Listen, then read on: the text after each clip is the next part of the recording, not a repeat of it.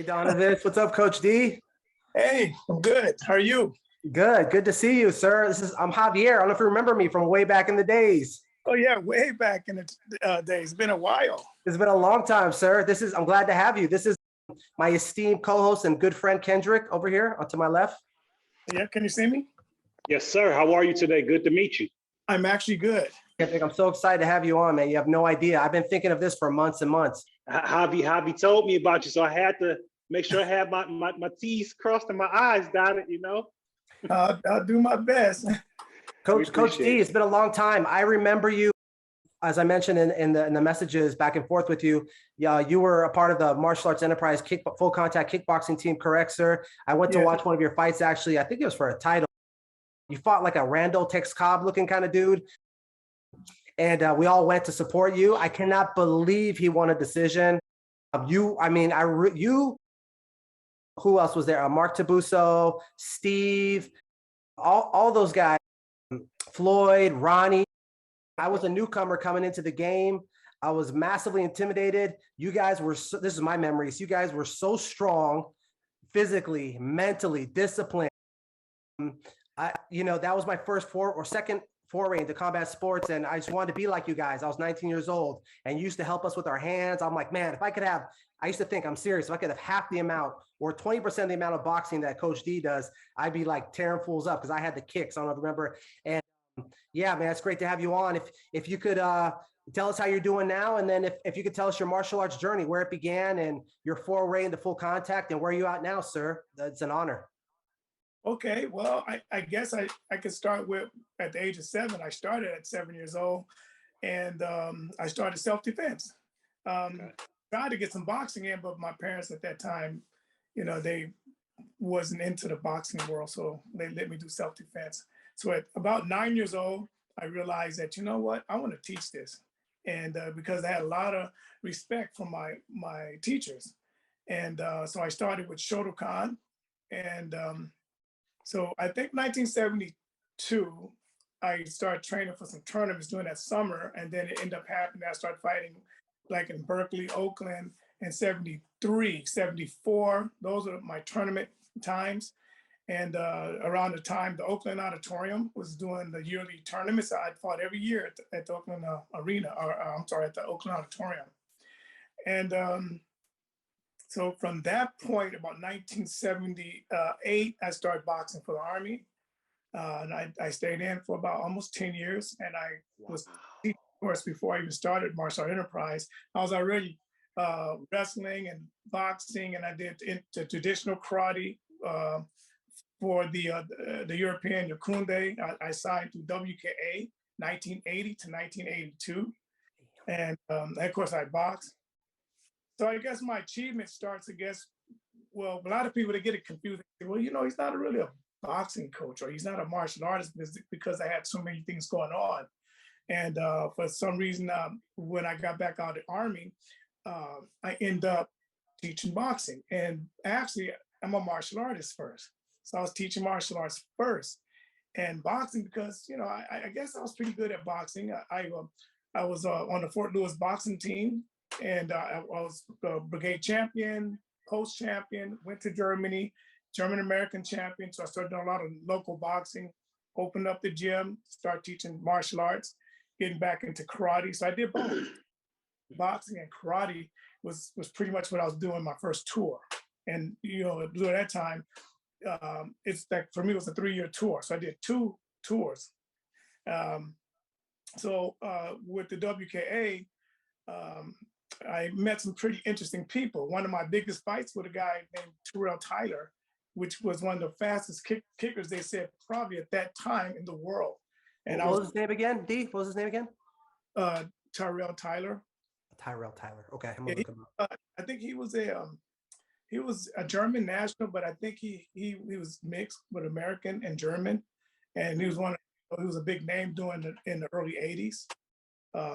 But I actually fought this guy and actually beat him, and he's never lost, ever lost. Wow. And so from there, I met a lot of interesting people. I guess I could go on and on, but most of the things that I've done in life was through martial arts and boxing and wrestling. Those are my three things. And yeah, so I end up getting out the military. Then I kind of got connected with Javier Mendez, and then he connected me to Martial Art Enterprise. That was an interesting story too. I ended up having a guy who wanted to manage me, a Chinese fellow, but I think his name was Thomas Tsang. That was his name, and I met him out of King's Gym. So he he managed me for a year, and this is how I connected with the Martial Art Enterprise. That's how I got connected with Mike Espinoza and them. And so the day I met him, they had me in a sparring Ken Stone. We went at it, man. I was into a battle with this guy. And then shortly, I started teaching, and I ended up fighting for them. That's how I connected with them. And it was interesting. Because the guy that, a little story on that my manager didn't know anything about fighting. He just liked me, I guess. And fighting with Ken Stone, I'm a southpaw. Ken is a southpaw. And when I first time met Ken, I ate a lot of his heavy left hand, his left straights. So I was like, man, he's hitting me, but why? So the guy says, he's left-handed. I said, oh, it just dawned on me, to change my thought process. So, but anyway, yeah, back in those were fun days. But any other questions? Because I could ramble on and I'll jump to. So we have Shotokan karate, we got boxing in the army, we have wrestling.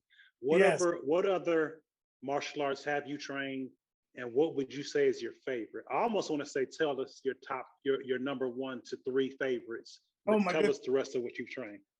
That one, my all-time favorite would be, and I know I didn't mention it, and I apologize for it, because Wing Chun. Wing Chun, okay. 20 years of Wing Chun, but everything else, 4 or 5 decades. So because you go back to 1967 is when I actually started martial arts as a student, and I started teaching it as a student myself in 1903. But the Wing Chun came a little bit in 1976, but I guess I was not quite mature to grasp it.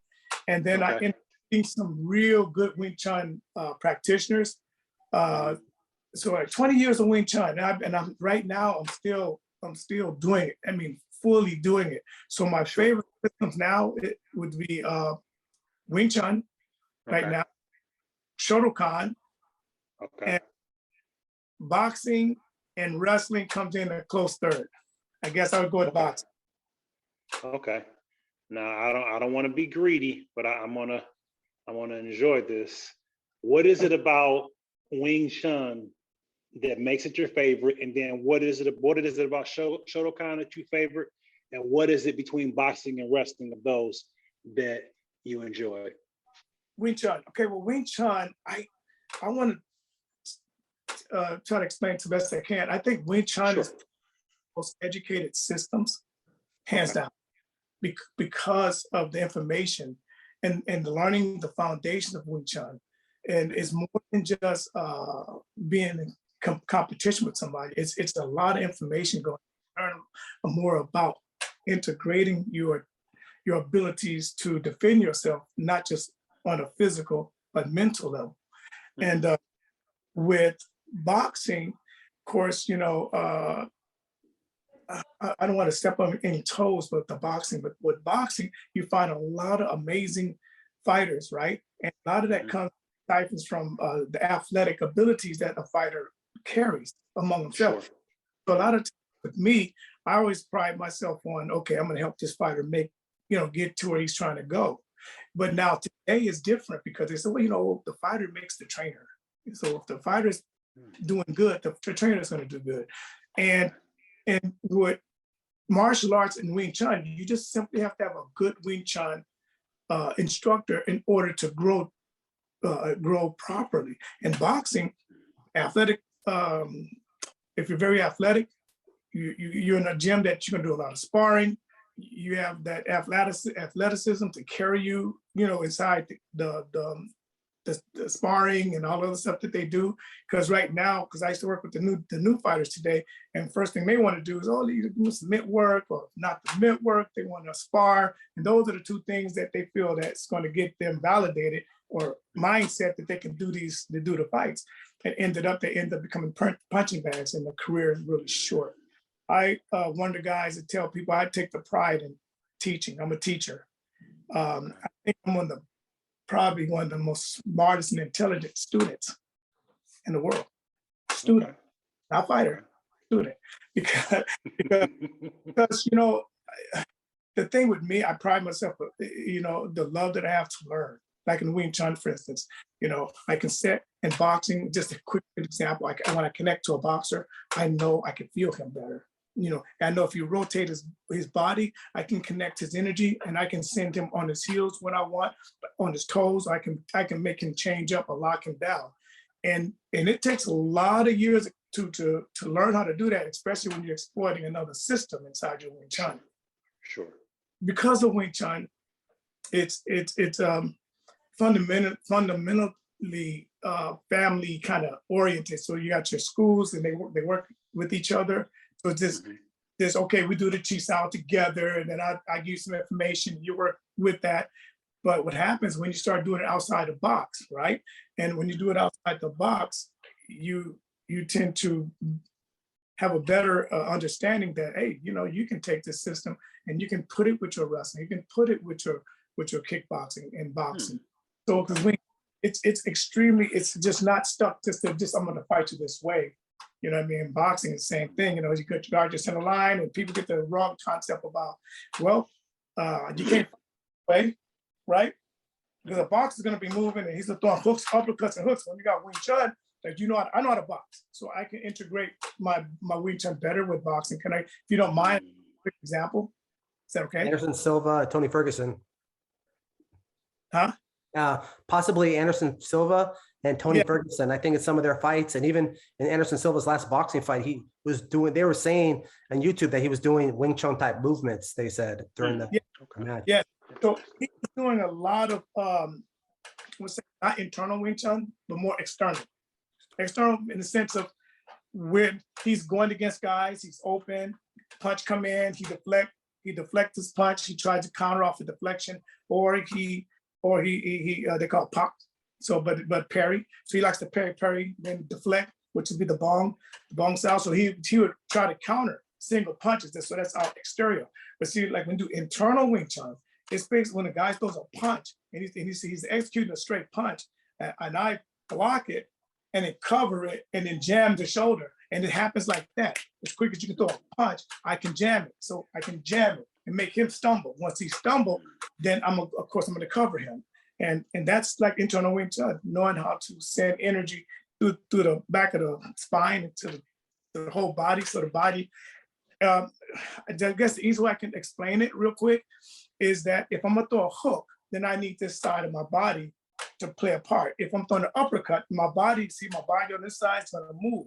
But if I'm up on top of you and I lock your elbow down from here and you're trying to throw a punch, you can't punch. If I throw a hook, you can't hook because you need to do this. That motion has to follow through.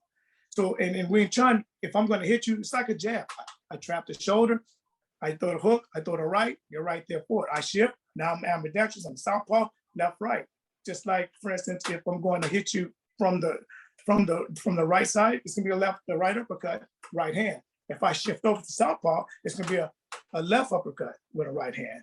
It's gonna open the doors for me instead of coming this way to that way. So it's just a change off. And fighting southpaw to right hand, I learned from many fighting styles is that you become ambidextrous. It's probably by mistake, or because in boxing, you're either gonna fight right-handed or left-handed, or if you're gonna be one of those naturalists, you're just gonna move around and not have an idea how to fight conventional to southpaw. And I was trained to fight. In other words, it goes into my teaching. Real quick, when I was teaching, okay, proper conventional style fighting. But when it was southpaw, I had to teach, because I'm a southpaw, how to teach proper southpaw fighting. And today I see that very, very often because most of the trainers, they're just coaches. There's a distinct difference between a coach and a trainer. Sure. Okay. Yeah. Guys know the difference. I'll tell you my perception of that if you don't know. When people call themselves a trainer to a coach, there's two different things. What's the difference? What's the difference between a trainer and a coach for you? Like, how would you describe that? Well, the distinct difference And I'll just give you a little small story so you can get a better idea. Okay, if you go to an amateur show and you're a kid and you can't find your coach, quote unquote, the people who runs the show or other coaches say, well, where's your coach? And the coach is someone who works with a lot of kids or a team. It's a good coach. And the coach, like you said, coach is a little bit different. A trainer in a professional arena, if you go to a professional show and you go in to sign in to the fight, they're going to ask you, okay, well, where's your trainer?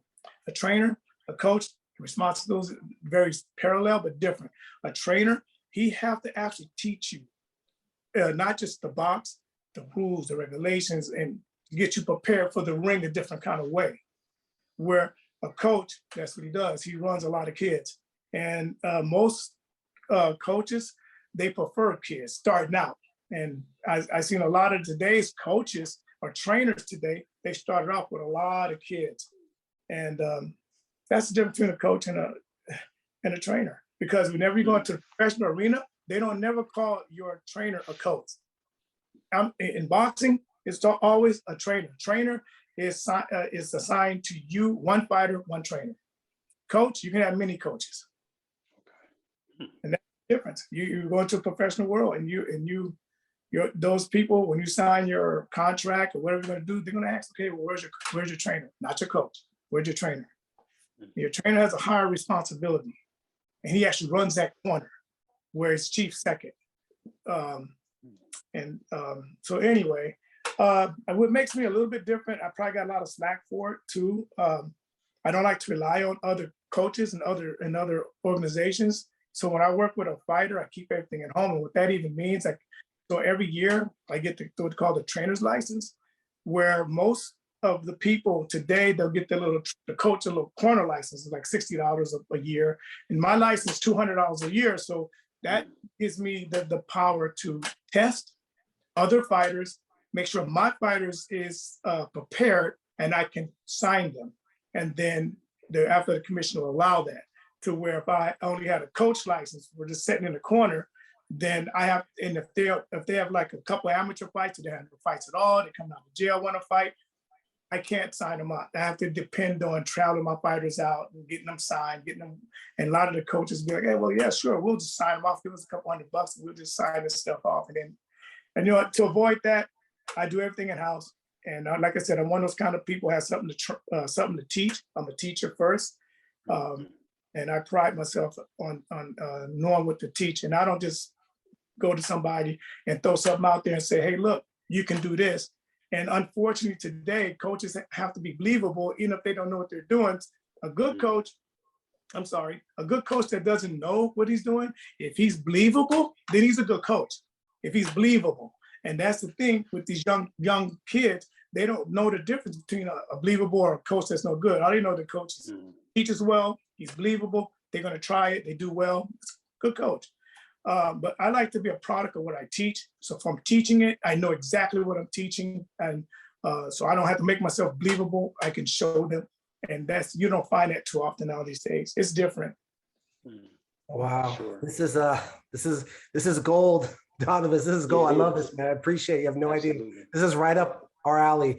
I want to go back to the Wing Chun since we were talking about it. And I noticed you practice Wing Chun. I didn't know you were a 20-year veteran. That's amazing. My favorite martial arts right now for the last long time is combat sports. You know, I practice jiu-jitsu, Muay Thai, boxing, you know, the usual things that are real popular right now, that have been popular. But I've started with a traditional martial arts base as well, karate and capoeira.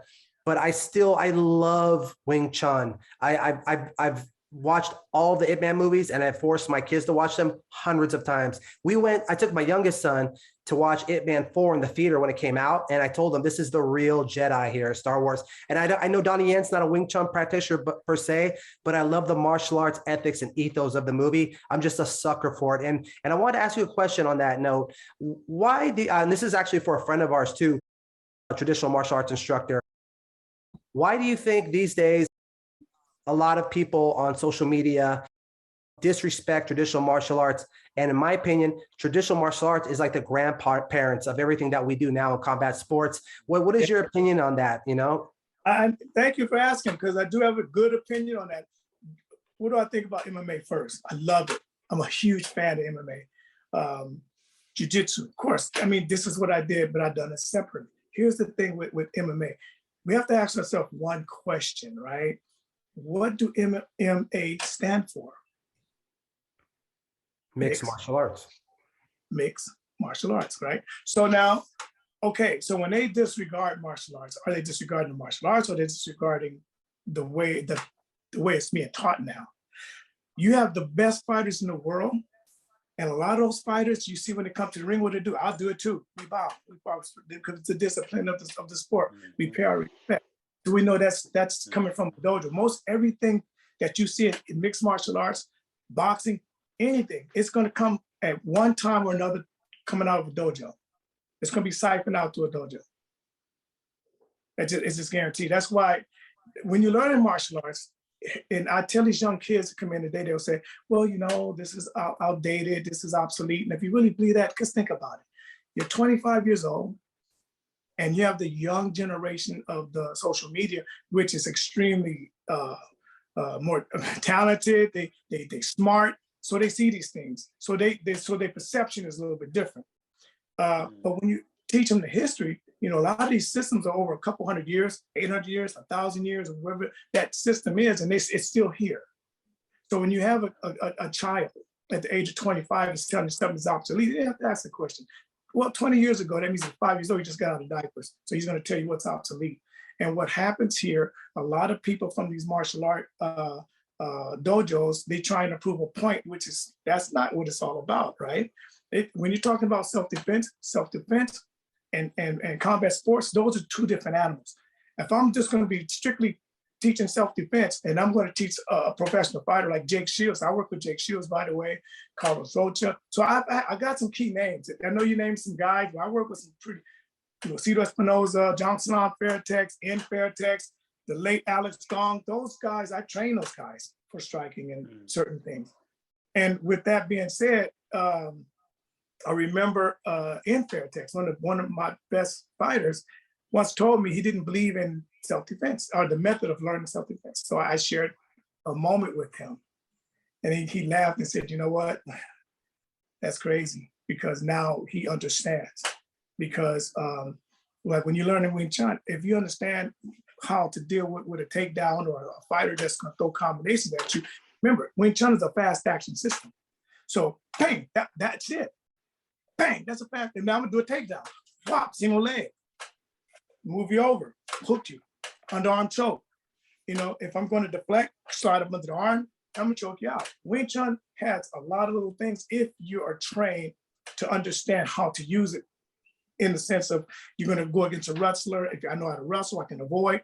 I know, I know it went off the thing, but we're talking about mixed martial arts. The mixed martial arts is what it stands for.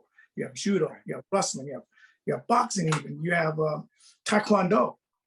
And if you're coming from a guy or a gal that's coming out of a dojo and really got some good skills, well, you can cross-train them. A lot of those guys are cross-trained, and they're doing martial arts. Some of the smarter fighters are going to dojos to pick up the skill set. And again, when they sit back and say, look, I'm not trying to beat up my instructor. I'm not trying to, you know, because if I get out there and try to roll with Jake Shields, he's going to beat me up. You know, so, you know, I'm just saying, when I teach, I can take Jake Shields and say, look, this is something here. Here's some things that we can work on, and maybe this can upgrade. I'm all about the upgrade. I'm all about, hey, let's add to it. Let's get better. But anyway, the problem is now, if I'm going to challenge everybody, so they discredit and they go to the YouTubes and these guys are fighting these other guys and getting beat up. You know, yeah.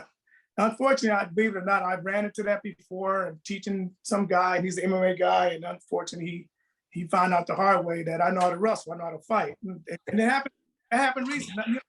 I'm 62 years old, I'll be 62. I'm 62 years old, and I still move around. I still can throw down. I don't put it to the test that way, because I have so much respect for the combat sport, because I'm a huge fan and a huge believer that combat sports is here to stay. At the same time, there's respect that come along with that. I know that the third degree black belt, I ain't gonna say no names, so when I put a fake metal knife on him, if we're doing self-defense, I put him in a situation, he didn't know what to do. This is and I'm not saying all people like that. You have jiu-jitsu guys know what to do. But it all depends on your training. You know, when I served in the military, I did all combat support, combat arms. So I did the knife training for real. Not like these guys said they get a little training. I did that training to find out that I can get taken out in what, 6-7 seconds. You know, so the reality is, okay, you know, this is real. I learned some things that I'm teaching right now, that when I do weapon defense, I teach it the way I was taught. There are some things that I'm glad it's not on social media. I don't put it on social media because for the law enforcement that we have, and for people that really want to learn self-defense, because they say, if you deal with somebody with a knife, most likely you're going to get cut. True, that's a true statement, and that's the worst thing to deal with is a knife. But I know that there are shutdown skills that will fix it to where you're not going to get cut. It's just because, unfortunately, they don't teach that, because everything you learn today now is all commercial. So there's certain things that when I don't see it and I have that knowledge, I don't really exploit that. So I don't go on social media trying to push those kind of techniques out, because people are watching, and some of the worst people in the world are watching, not just the good people. So to keep people safe, there's certain things that I don't post. Seafood, Danovis, before I swing you back to my co-host, I just want to add, yeah, I was lucky enough to train at Fairtex at one point. I was lucky enough to have some interactions, very positive, with the late Alex Gong before he tragically passed. He was amazing. He was full of energy and life. That guy was so talented. That's awesome. I didn't know you worked with them.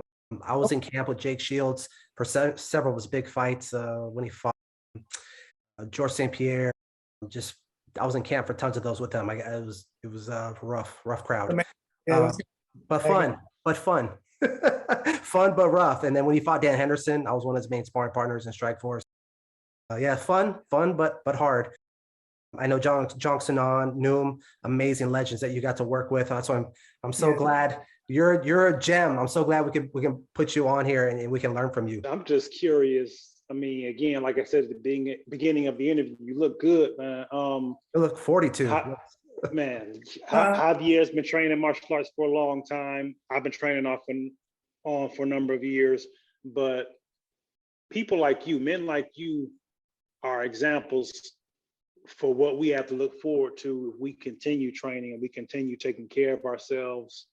Tell us a little bit about, how you live. What decisions have you made to help you to get to 62 years old, to be in good shape like you are? When do you turn 63? Tell us about your nutrition. Do you weight train? Do you run, walk, jog? Tell us how to get there, coach. Teach us, man.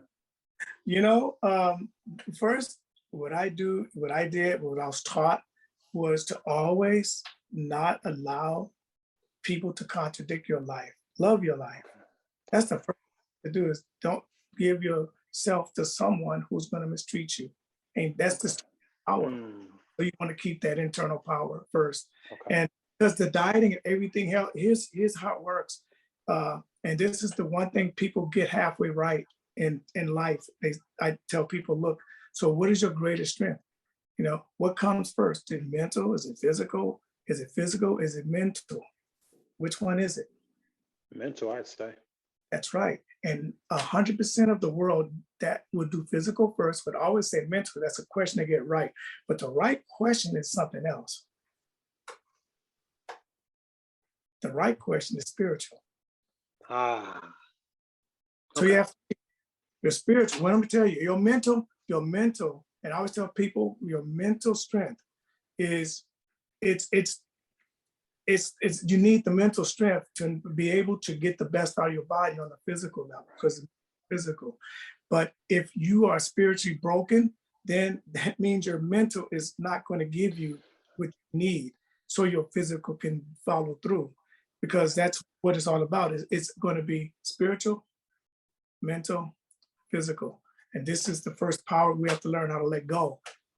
Our bodies are designed to let go, to grab, to take something, to let go. Our bodies is to let go. That's why we have limbs, to be able to take it and let it go. And our mind is just set the same way. So when things are hurting us, we learn to deal with it and figure it out mentally so we can let it go. And then so we're designed to be stronger and to let go. There are a lot of people who don't know how to let things go. And then now we talk about the exercise part of it. That's part of the exercise on the spiritual level, then the mental level, and then the body. If you want your body to give you what it needs, because you can have the strongest mental or spiritual, but if your body is not being taken care of, you're not going to get what you need from it. So one of the things that I did when I found out I was sick, so you may see me squinting a lot because I lost my eyesight during the time I changed and I started working again, just start teaching privately. I came down with type 2 diabetes. Okay. It hit me at 50 years old. I know I kind of jump gun a lot. I actually wrestled too, professional wrestler. That was what I did. Once I got sick, I put on a mask. Nobody knew if I was black or white or whatever. They thought I was Asian because of the martial arts. So I wore a mask. I was Blue Lightning, the Phantom. So I did that. That's sick. That is sick. Tell us more. 10 years of wrestling. Yeah, I'm telling you, I got hurt more wrestling than I ever did in anything I ever done. Oh my God. That was fun. I mean, because I wrestled like collegiate and Greco-Roman. So I did that for about 8 years off and on. And then for 10 years, I wrestled, professional wrestling. And that was fun. But yeah, so I did that. I kind of threw that. I forgot about explaining that one, but I had a couple of belts for that. Every championship that I won wrestling, I got hurt. It was what it is, man. I had a good time. Yeah, but I'm sorry, I jumped. Let me apologize. Let me get this last little thing in. No, please. I walk 2 to 3 miles, my wife and I. Okay. So we walk about 3 or 4 times a week. As you can see, I don't know if you can see, but I'm gonna kind of back out a little bit, maybe step out this way. So you see how I'm set up. I got my speed bag. I got my set up backyard. I got my bag of kicks. I got my music. It just I'm on top of it. And this is me. I work out at my home, so I'm always, trust me, I'm working out all the time, and I do training videos. We walk about 2 or 3 miles for about 3 or 4 days a week. My wife walks four times. I get my jump rope in, shadow box.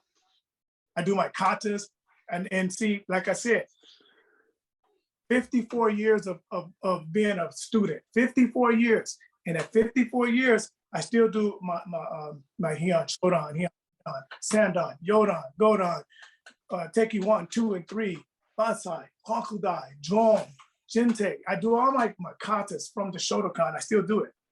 And Sinam Tao, I do all my Wing Chun forms. I do my Wing Chun forms. I do all this stuff, and I don't do it every day, but I'll pick times. I give myself appointments. Okay, today it's gonna be Wing Chun. Tomorrow's gonna be karate, boxing, Wing Chun, just Wing Chun. And I do this every chance I get when I'm at home. So when I'm at the gym, I can teach people at that separate level. Okay.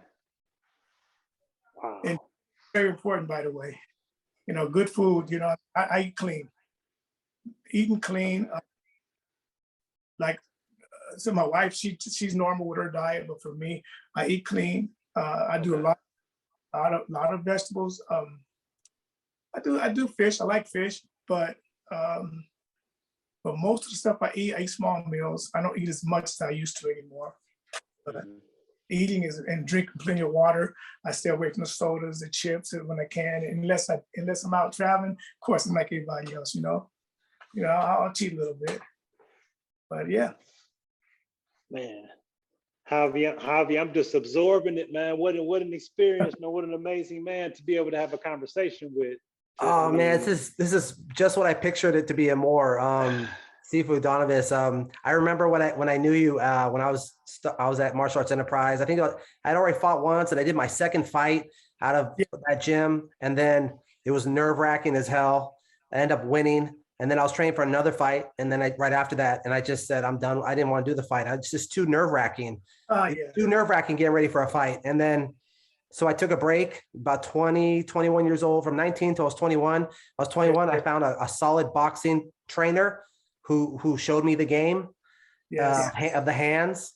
And I trained with him for 1 year, 1 year. And that carried me through till now. I just practiced everything he showed me, the fundamentals of defense, the fundamentals of footwork, and how to just be.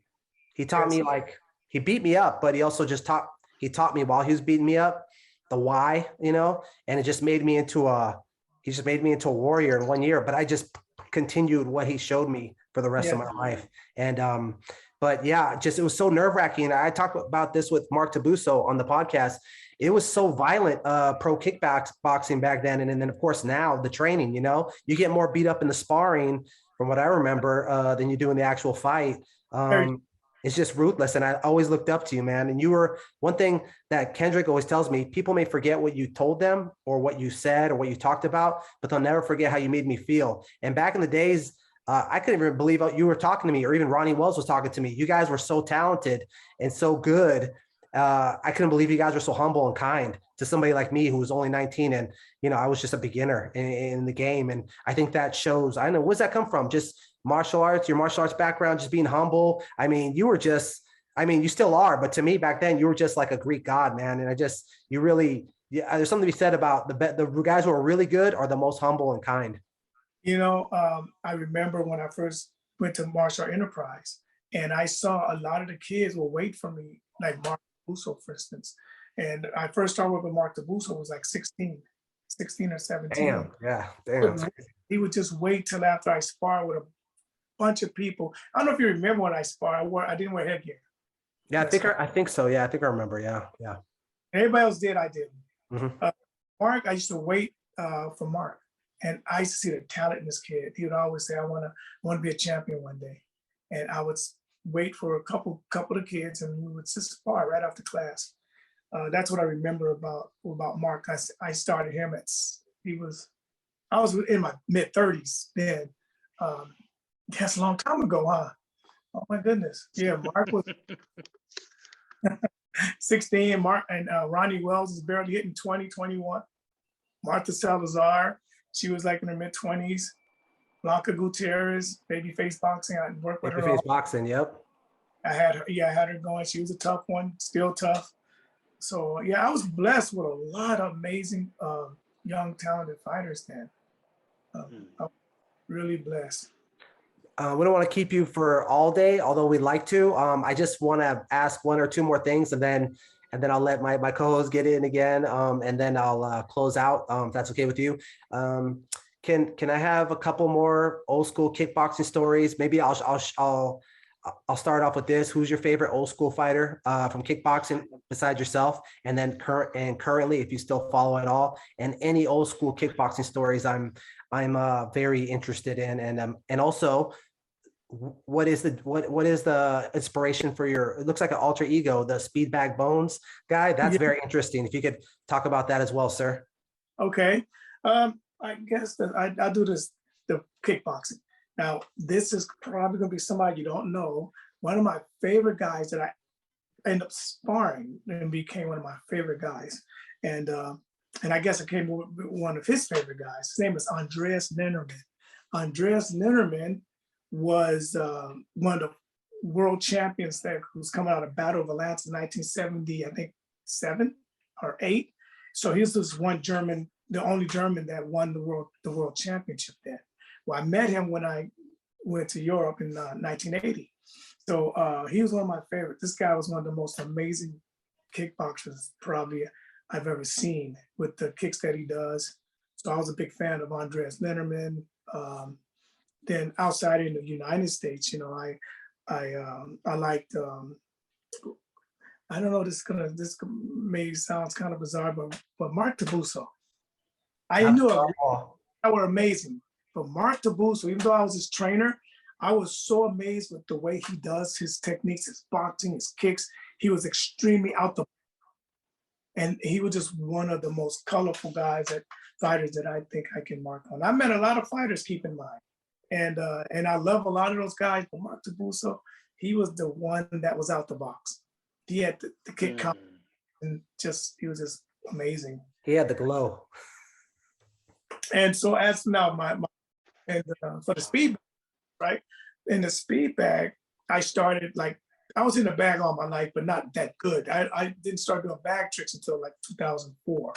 And so in about 2006, I started doing martial arts strikes, like trapping the bag, spinning the bag, and doing all these little elbow traps. And so those were just Wing Chun techniques. Sick. That's sick. Wing Chun, no one knew that.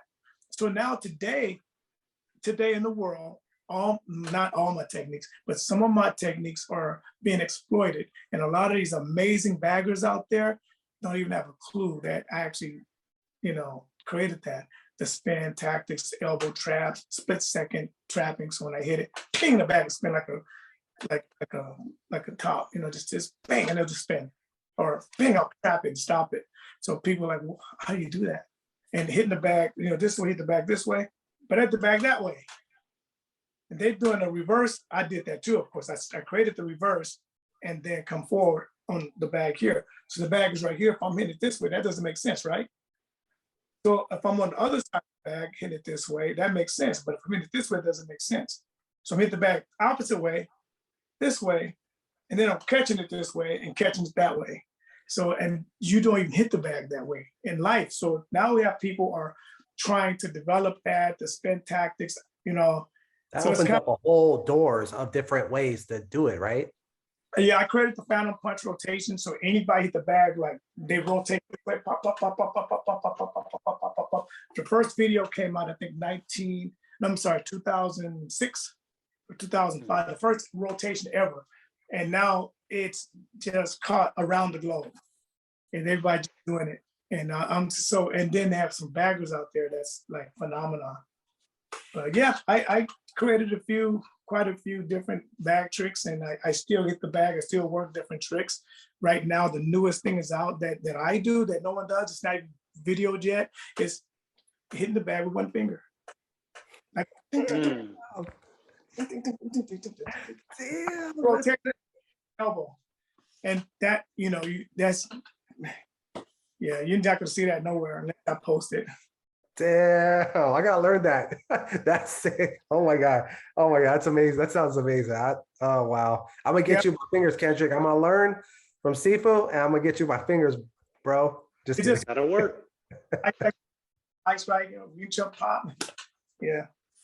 I'm just trying to get the basics of the speed bag down. I'm still struggling with that. So the fingers is another level, another story. Yeah, I've been busy, my friend. And you're from where you from? Where you from? Me, Michigan. I'm Michigan. Yes, wow. Sir. Yeah, born and raised. Born and raised. I like that. Have you? Okay. It's not bad at all. It's nice to travel, but it's no place like home. No, absolutely. Coach, what really caught your attention about the speed bag to want to perfect the different things and to create the different things that you did and that you do? What is it about the speed bag that really just that pulled you in? So I'm gonna be really honest. What really pulled me in was two people. One, it was Alan Khan, which is the main man. He's the godfather of speed bag. He created the speed bag Bible. And there's another gentleman by the name of Johnny Powell. Those two guys are the old legends. And so what ended up happening is I'm like, okay, I'm trying to get this to call it the Bible style bagging down. So that's called punch, elbow, different parts of the hand, and just the triples and doubles. Well, I came out with hitting the bag different. And so I learned the Bible style bagging, and I was able to put my stuff in. Just what got me, intrigued with it by, Alan Khan, I would say. So Alan Khan, the Speed Bag Bible, once I got intrigued with that, we became friends around, I think, 2005 or somewhere up in that time, over the phone. For years, we became friends. And so anytime had ideas on the speed bag. Of course, I would share it with him.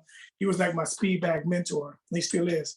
That's what got me, got me into it. And I ended up reading the speed bag Bible, like I think maybe 7 times. So about the 3rd time, I started writing, filling in gaps.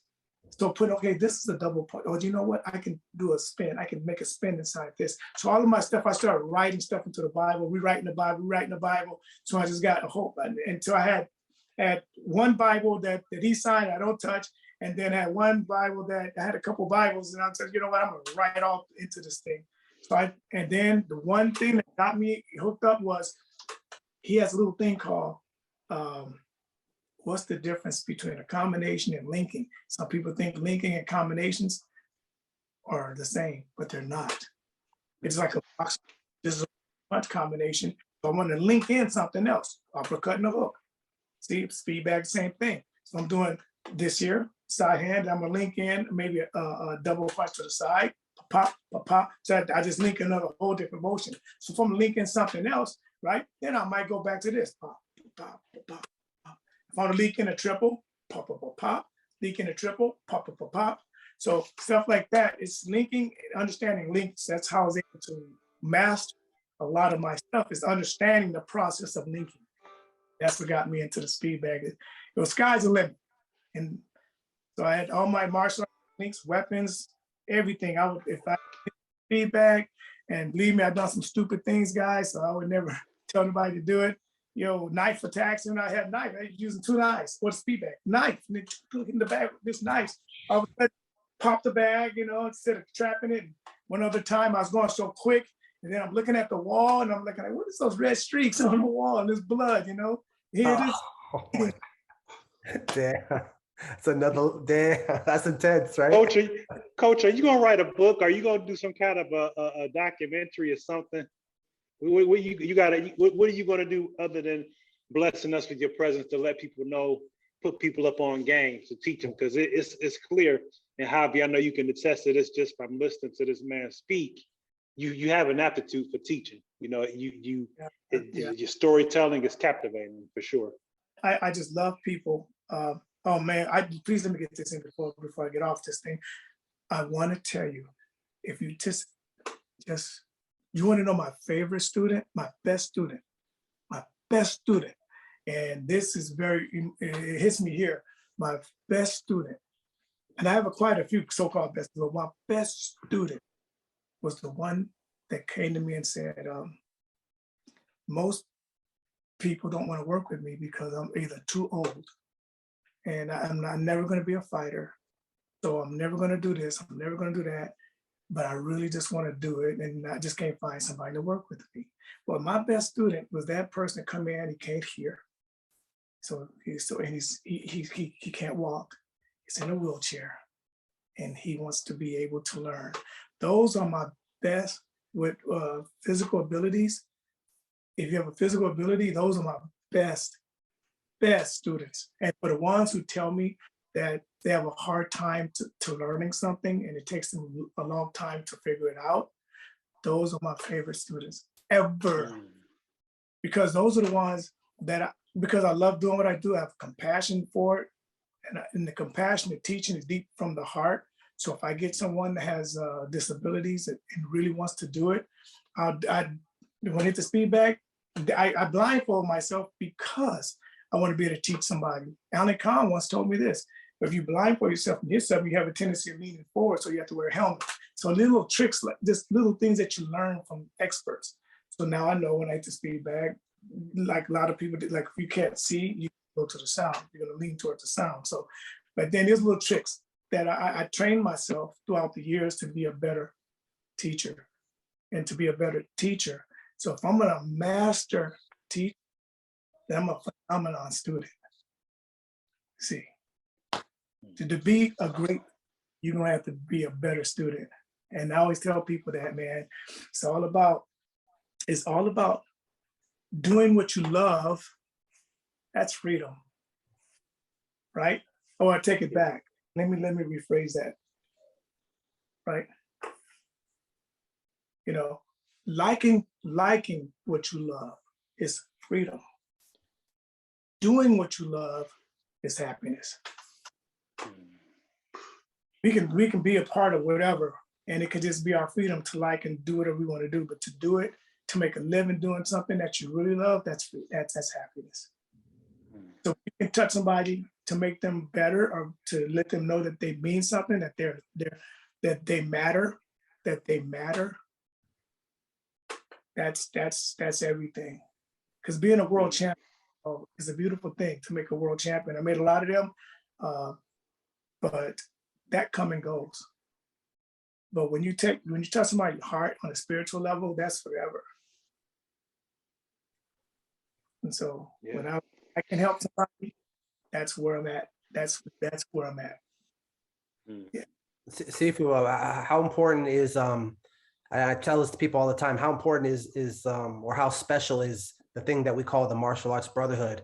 Through that, I've been lucky enough to have this interview with you. Through that, I've known Kendrick almost 20 years, and we're close friends outside of martial arts. And I met him in martial arts. How special is the martial arts brotherhood, and how important is it to the community? Yeah, that changes the world. It's bigger than us. It's bigger than a community.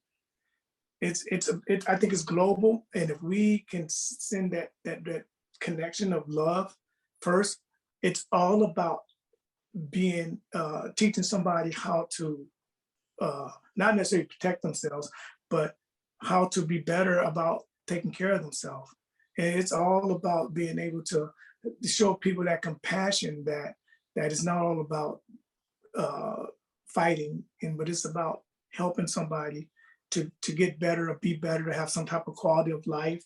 And I think that if everybody else, even if we're just using it for exercise and the discipline of that, I think the whole world would just be a better place, because we learn how to love each other. We learn how to, and that's the first thing we do, is learn how to take care of one another. And that's the whole idea. To master this martial arts is to be able to touch somebody, to heal them, to make them better.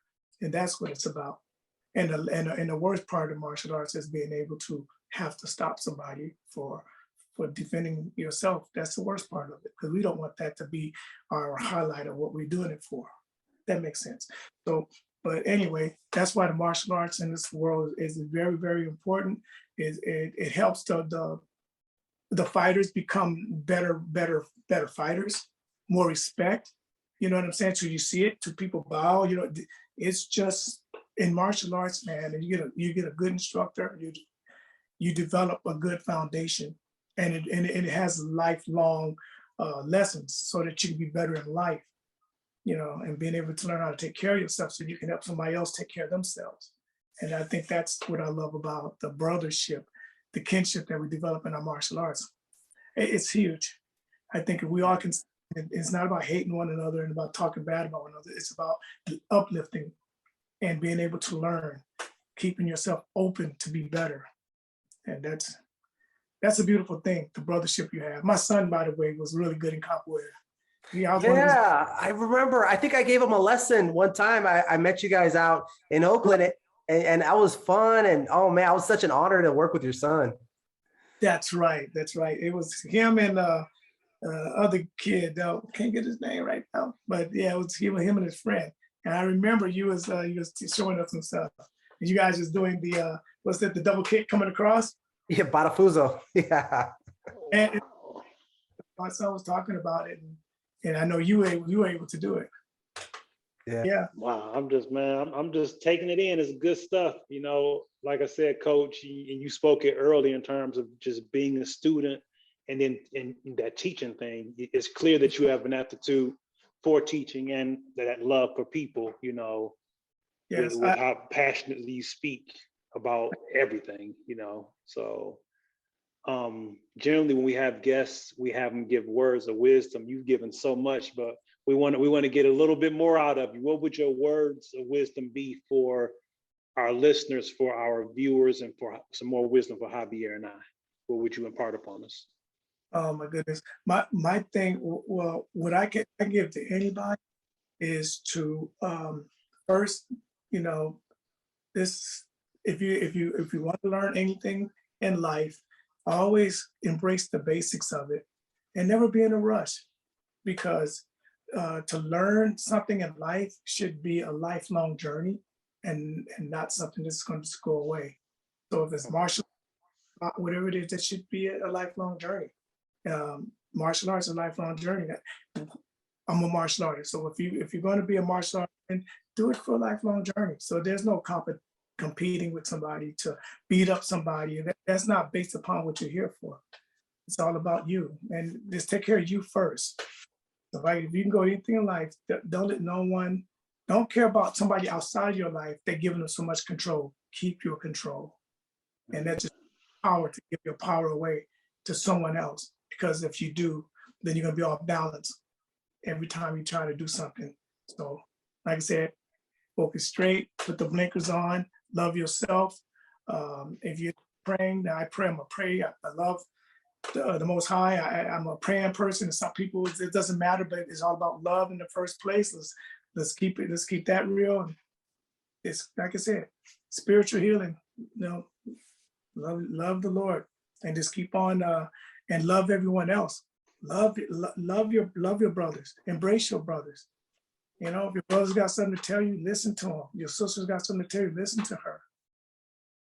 We don't count nobody out. We always, especially when we get our age and older, we have to be the teacher sometime. I love being a teacher. I love being a student. Sifu, if anyone sees you on this, when they see you, and if anyone wants to get in contact with you, is there any socials like YouTube or Facebook, or you try not to be in contact with? Is there anything they could watch any of your work online? Yeah, I still have my Instagram. I'm getting better about posting my stuff now. Instagram at DPSpeed. My Instagram, my DPSpeed bag. I haven't been working on my YouTube, but then again, they're getting on me about that too. I said, you should just get back on. So YouTube, I have a YouTube. It's using my name, Danovis Pooler, or DPSpeed bag. It connects me to that. But I'm gonna, and they have a lot of videos on the old school videos from 2004, 2006. And let me see, those are the two connections that I have. Let me see here. If they want, they can, if they got Facebook, they can always messenger me. I don't know if you have Facebook, do you? Yeah, we do. Yeah, so they can message me on Instagram. And I do have a small gym in Castro Valley. So Castro Valley is where I'm at now. I have a small gym outside of my home, but I travel about an hour and a half to get to the gym. But yeah, so Castro Valley, if they want to get more information, they can messenger me there, and I'll set up a time. I'm there a couple times a week, and Tuesday, Wednesdays. So if you want to work with me or some privates or whatever they want to do, just look me up. I'm right there. Oh, and if they're fighting, I'm still working with fighters. I have a couple of MMA guys. I have a couple not amateurs, but a couple pros finna do a debut. So I'm still working with fighters, but I'm just not as many. But if I've had somebody that wants to try to get back and become a professional, then look me up. This has been amazing. Thank you for being with us today and just teaching us. And I'm gonna try and be more like you, sir. This is amazing. I just thank you for coming on today. Yeah, thank you so much for having me. We appreciate you. Thank you, man. God bless you, you and your family. Thank you for all that you've done and what you continue to do, Coach. Appreciate you. You're welcome. Okay, we'll see you again. Bye.